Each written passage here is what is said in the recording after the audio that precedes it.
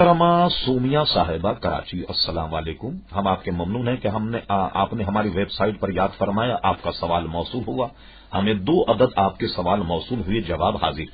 آپ نے یہ پوچھا کہ حمل کی وجہ سے میں نے کچھ روزے چھوڑے، کیا مجھے اس کا فدیہ دینا ہوگا یا بعد میں قضا کرنی ہوگی، اور فدیے کی رقم کیا ہے؟ محترمہ سومیہ صاحبہ، سب سے پہلے تو یہ آپ کے ذہن میں رہے کہ کچھ عوارض نسوانی کی وجہ سے اگر کچھ روزے قضا ہو جائیں، چاہے وہ عوارض نسوانی کا تعلق ایام سے ہو یا نفاس سے ہو یا زچگی وغیرہ کے عمل سے، تو اس سلسلے میں جتنے روزے قضا ہوں، تو جب آپ کو افاقہ ہو جائے، جب آپ اپنے آپ کو روزہ رکھنے کی حیثیت میں پائیں، تو ان روزوں کی آپ کو قضا رکھنی ہوگی۔ اچھا، فرض کیجئے کہ کوئی خاتون اتنی کمزور ہے کہ وضع حمل کے بعد بھی اس کی طبیعت نہیں سنبھل رہی اور وہ قضا روزے نہیں رکھ پاتی، تو اس میں بھی علماء نے 2 قسمیں لکھی۔ مثال کے طور پر،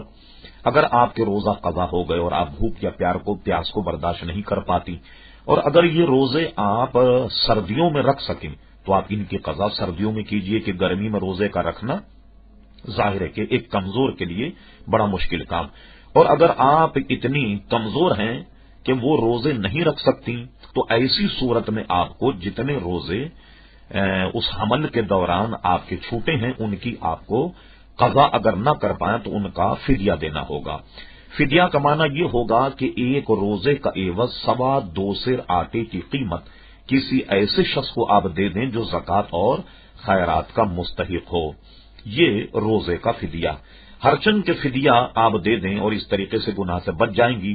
تاہم مسئلہ وہی ہے جو میں نے پہلے عرض کیا کہ آپ اگر اتنی قوت پاتی ہیں کہ آپ قضا رکھیں تو روزوں کی قضا آپ پر لازم ہے۔ یہ اس صورت میں ہے کہ جب کیا قضا نہ رکھ پائیں تو اب فدیہ ادا کریں گی۔